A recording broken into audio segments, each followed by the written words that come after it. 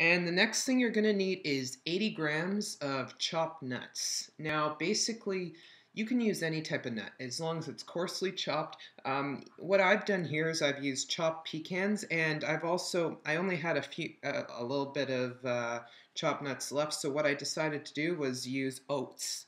Oats would work well. Oats, raisins. You can really mix it up to however you need it to be. So I'm going to put that in here. And all I'm going to do is just whisk these together just to combine. That way you get it's nice consistently throughout the dry mixture. And I'll show you what that looks like in just a second. Alright, so I just quickly whisked that all. And that's simply all you need to do. And that's it for the dry ingredients. It's pretty simple as that. The next thing you need to do is you're going to need 170 grams of butter. And it needs to be at room temperature. So if you're just taking it out of the fridge, you can pop it in the microwave for about 10-15 seconds, and that'll do the trick.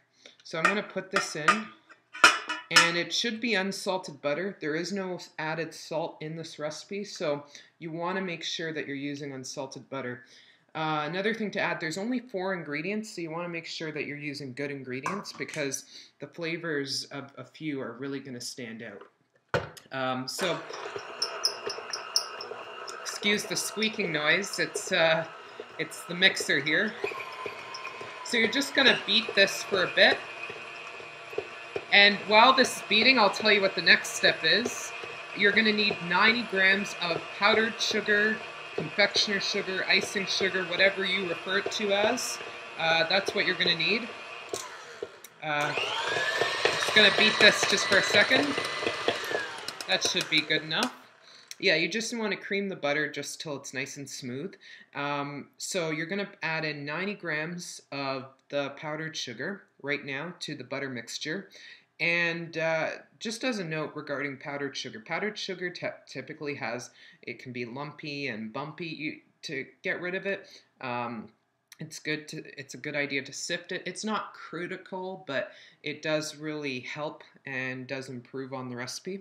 So all I'm going to do is simply add this into the butter mixture. There's only butter in here. So I'm just going to add this in right now. And as you can see, it's flying everywhere. So now I'm just going to mix it to combined.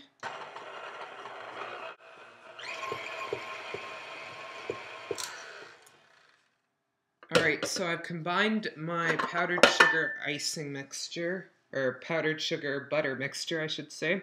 That's what it looks like. So as you can see, there's a lot on the sides here, so what you're going to want to do is scrape down your sides.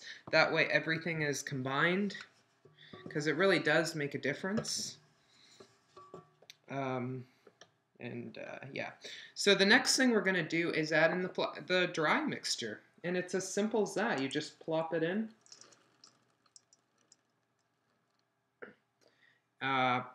Basically, that powdered sugar butter mixture just went for about a minute. And so now, adding in the dry ingredients, you want to put this on low speed. And just mix it to combined. You don't want to overmix it because you're not trying to work the gluten. So as this is mixing, just for a few seconds, you can preheat your oven to 325 degrees Celsius. Or sorry, 325 degrees Fahrenheit, not Celsius. All right, it's already combined. So this is our mixture, as you can see. It's very, very simple. Now, as an optional add-in, you can flavor it. You could add orange extract, peppermint extract. In this case, I'm going to add a bit of vanilla extract. I just think it really goes well in the baking. I probably could have put it in with the butter mixture earlier, but hey, I'm doing it now. So that's all you got to do, and that's it. And so all you need to do now is get everything off this beater first of all, and basically you're going to roll it into balls. The size is up to you. I would recommend about, for this, if you have a scale, it's nice because then you can get a consistent product. You can use a cookie scoop if you want.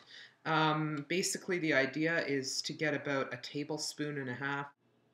All right, so what I've done is I have simply placed all the cookies on a cookie sheet. I used a cookie scoop, a tablespoon and a half, and I put them on and then pressed down on them because these cookies are not going to expand. So you can actually fit a fair amount. Like I've got 16 on here, and I'm not worried about them all, about them bumping into each other. They just won't. So now what you do is you put it in the oven for about, I would say, because all ovens are different. I would say for this cookie, around 10 to 15 minutes. I would frequently check back on it though, just to double check. Just as a note also, this dough is very crumbly. There's not a lot of ingredients involved, so that's to be expected. So you haven't done anything wrong if you're wondering. Yeah, so I'm going to put these in the oven and I'll show you what they look like once they're done. And just as an important side note, when you put cookies on a cookie sheet, make sure you either grease it or put a piece of parchment paper or a silicone mat if you have one, because if you don't, it's going to stick. So I'll show you what they look like once they're finished. As you can see, they've developed a nice golden brown color. If you want more of that color, like to go all over right now, you can see it's kind of on the edges. If you add some egg wash, which is simply a beaten egg plus some water or milk, if you just brush it on the top of the cookie before you put it in the oven, it's going to come out a nice golden brown color.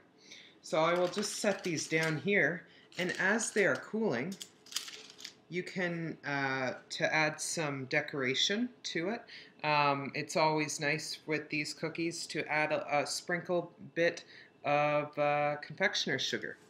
So that's what I'm going to do.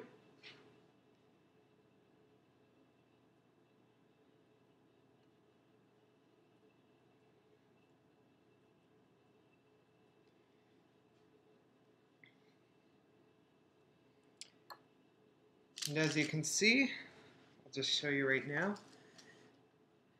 I hope you can see well, but it really adds a nice touch by adding that confectioner sugar on top of the cookie. Now, as far as storage, you can store these either in the fridge or you can put them in the freezer for longer use. You don't even need to use all the dough. Like I have 7 more cookies here to bake. You can freeze it and just bake it whenever you have the time. They're good warm from the oven, or you can leave them. If you leave them out, make sure they're in an airtight container to keep in the moisture. And I would say they would be good for several days. Anyways, again, these are Pecan Sandies. I hope you enjoyed this video. This is the first of, I hope, many videos that I do for you on YouTube. I would really appreciate your feedback, any constructive criticisms, any comments, any recommendations. I really appreciate it because this is my first video. It's the first time I've really recorded a video, so please be easy on me this time. I certainly hope that you enjoyed the video, and I'll see you next time.